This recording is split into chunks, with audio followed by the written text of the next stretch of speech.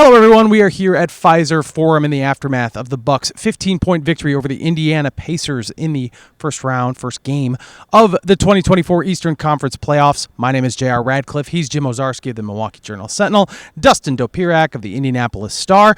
Jim, story was Damian Lillard. First half, 35 points. Bucks franchise record for points in a playoff half. Didn't score at all in the second half, which we could maybe talk about, but with Giannis out, obviously Damian Lillard was going to come to the forefront, and boy, did he ever. That was a tremendous start to his Bucks playoff career. Yeah, we have not seen that this year. The Bucks have not seen that yet from Damian Lillard. There was a game winner against Sacramento. There were some 40-point games. There were big games. It's actually more points scored than he did tonight, JR. But, yeah, to come out, score 19 points in the first quarter, 16 in the second quarter. At one point, he had as many points as the Pacers in total, right? You know, as the Bucks built a 30-point lead in the first half. And, look, it's rare for a player to sort of set himself up for this. And what I mean by that, JR, is going back to Orlando, last game of the year, he had a terrible night, and he was saying, I'm here for the playoffs. This is why they brought me here. So for a week, he's sort of been building this up for himself, and it's rare for a player to not sort of go too far with that or maybe press too much. No, he went 31 feet deep and really put a stamp on this game and really forced JR and Dustin, the Pacers, to kind of break their defense. They were doubling them from 93 feet, and that's – I mean, yeah, Dame didn't score in the second half. It opened things up for Khris Middleton and Bobby Portis to kind of close things out. But, yes, Dame Lillard showed up tonight for the Bucks. Dustin, the Pacers – they don't have a ton of playoff experience. I feel like that really showed up. Tyrese Haliburton not even getting into double figures comes to mind, not being able to defend Damian Lillard in the first half. So what happened tonight? What happened to the Indiana Pacers? Yeah, I mean, they basically got out there, and they've spent all year talking about, well, this might give you some experience that helps for the playoffs. This might, and then they got out in the playoffs and like, oh, my God, what is this for the most part? I mean, there was a very deer-in-the-headlights look. You got the impression that every time they touched the basketball, there was sort of sweat all over their hands, and they were did not know what to do with the ball, and especially when it came to shooting. I mean, I think they missed their first 14 three-pointers. You just saw a general mess. I mean, there was a lack of offensive execution. There wasn't as much really defensive presence as they wanted. I mean, some of the guys that were at least playing hard on defense find themselves in trouble. I think Andrew Nembhard in particular got really amped up to go guard Damian Lillard, and he's fouling him 30 feet away from the basket, which you get because Damian can hit those shots, but still, Lillard definitely was like, oh, you're going to press all the way up? Well, I know what to do here. I can get you there. And really, Pascal Siakam has a ring. He's been there before. You could tell Pascal Siakam looked like, okay, well, I know what to do here. I know how to calm everybody down, but nobody else did. And it took an entire half for them to feel like, oh my God, this is just a basketball game. This is what we do as we play basketball. That's right. This is what sport this is. I forgot.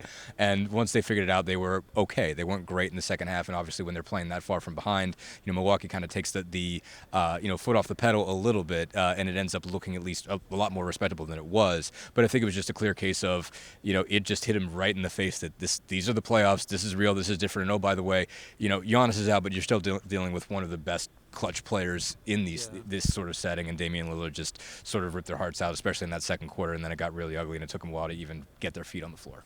Yeah, so the Bucks, like Dustin mentioned, they didn't blow out the Pacers in the second half. It got as close as 12 points, and enter Khris Middleton, who kind of calmed things down. That was the word, I think, in this postgame, the calming presence of Khris Middleton when it did get a little bit dicey, when you started to feel things kind of tensing up. That's not unusual for him. He's a very good playoff player.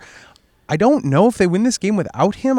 Maybe that's overstating it. I don't know. But when they're just a different team when they're in there. So what is that? What is the magic sauce that Khris Middleton brings to the table that keeps this from falling apart? I mean, there's a reason there's a banner above our heads, JR. The last time Khris Middleton had a double-double in the playoffs was, guess what? Eastern Conference Finals against Atlanta. No Giannis Antetokounmpo. I mean, this is kind of what he does in the postseason. Last year against Miami, no Giannis. Khris is averaging 28, 9, and 7, and keeping the Bucks in that series to that degree. So, yeah, I mean, look, the Pacers get it to 12. That's a ball game. That is not a lead that is just set in stone. And then there's Khris, 18 feet, 13 feet, 18 feet. And, yeah, and then when they started doubling Dame, he's that extra ball handler. And look, Khris, yeah, there might be some turnovers, but if he's just got a sort of a free run 4-on-3 up to set up an offense on the other side, he can clearly do that. So, yeah, I mean, Khris is the forgotten person in a lot of cases here, JR, as we know in Milwaukee. But tonight, yeah, for sure. I mean, Dame started it, but, yeah, Khris has effectively closed the game for them. Okay, so we mentioned the comeback in the third quarter that got them to within 12 points. I got to think Indiana takes a little solace in that. I'd be curious kind of what they said after the game, if you or they sort of see that as a jumping off point for how they can presumably move forward, maybe steal game 2 still on Tuesday night. Yeah, no, some of them definitely do. I think Miles Turner in particular was pretty explicit about saying, we got punched in the mouth in the first half. We got all the playoff things sort of hit us in the face, and then we played the way that we're supposed to play in the second half. Now, obviously, if you're going to be really sort of critical of that mindset, you can say, well, that's probably because Milwaukee took the foot off the pedal again. Mm-hmm. But, if you're the Pacers, you have to look at it that like, okay, we can hang with you guys when we play like ourselves. We beat you 4 out of 5 in the regular season. We can do this if we just don't freak out. And so, let's throw that first half away and realize that that's your first playoff half, and you just, look at that and see what it was. Rick Carlisle called it embarrassing, but it's just like, okay, second half is who we are, and that, you win the second half, you feel like you're yourself again, and you could say, okay, let's just do that. Let's just be normal and be ourselves. And I think that's what they're going to say going forward, is saying, let's just remind ourselves that we know how to play basketball. We won 46 games this year, 47, whatever it was. We beat these teams before. We know what we're doing. Let's get settled and confident in where we are, as opposed to just looking at this thing as bigger than life. Presumably Giannis is not going to play again. I don't know if that's true, but it's only 2 days away. So I'm guessing we're going to see something similar to what we saw in Game 1. Adjustments has become a big buzzword for Bucks fans. It's the reason Mike Budenholzer is not here. Doc Rivers is somebody who has had some up and down playoff success, but probably pretty positioned to handle whatever Indiana throws at them in the next game. But what catches your eye here? What, as you look forward to Game 2, what has to happen for the Bucks to not, for that third quarter to not be a whole game next time around on Tuesday night? Right. It's interesting because I feel like when you hold serve, you win at home. Yeah. You let the other team deal with that part of it. I'm not saying that Dame's going to come out and score 35 points in the first half, but if it's the same game plan, Andrew Nembhard, playing very physical up front, why wouldn't the Bucks try to run the same stuff to see if it'll work? If anything, JR, that's something Doc has been actually kind of upset about at times, where when the Bucks have had something going and they go away from it. So my gut is that the Bucks are going to wait to see what Indiana does. And if it's the same, I think the Bucks will say, all right, well, let's just rock with our top 75 player who is playing. Mm-hmm. And look, maybe Bobby Portis, the fact that he took, I think, 2 shots in the first half, something along those lines, maybe that's what's a little different, is they try to get him going earlier. But again, if Dame gets it cooking, that's what they're going to do. So I think, JR, it's really more on Indiana's side to kind of throw that counter, if you will, and I think the Bucks will adjust off that. Similar question. I mean, you kind of just answered it. What we can expect for Indiana 2 days from now. I got to think Tyrese Haliburton, in his home state in Wisconsin, is not going to put up the numbers he did, which are single-digit assists and single-digit points. I'm not sure we'd expect that. What did he say about this game? And I guess similar question to Jim, what has to change for this to be different for Indiana? Yeah, I mean, he said, I just have to be better, but obviously there's more to that. It's not – the points aren't as much the issue as the total number of shots. He took 7 field goal attempts. Again, your all-star is not supposed to do that. I mean, whenever we ask Rick Carlisle about this, well, it's not about his shooting, it's about his creating and everything like that. And that's true to an extent, but Tyrese Haliburton, he's still your even if you're going to say, well, Siakam's your top scorer now, that you've kind of shifted that idea that he's your go-to guy. You still need, if you're going to win games, something around 20-ish points-wise from Tyrese Haliburton. He's still your best outside shooter. So I think he took 3 threes tonight, if I'm not mistaken. So it's just yeah, exactly. So at the end of the day, that guy is still one of your most productive shooters. It can't be a scenario where you're only getting that guy 7 shots. You got to get him shots, and and he has to score.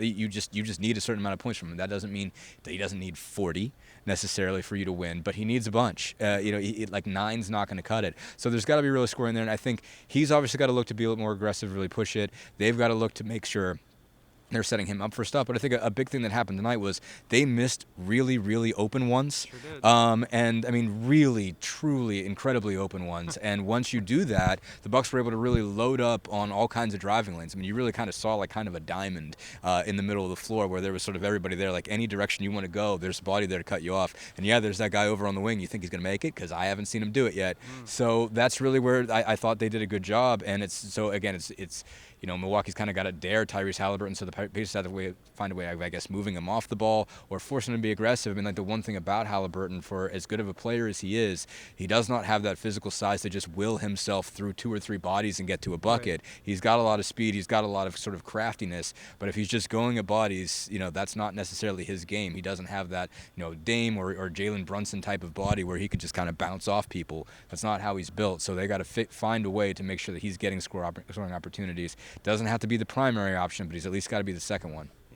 We'll obviously have updates on Giannis Antetokounmpo's health situation, but 48 hours from now, we'll be right back here at Pfizer Forum as the Bucks and Pacers will have a short turnaround for Game 2. Thank you for checking us out this week. Today, I should say. We will be back with you again on Tuesday. Bye-bye.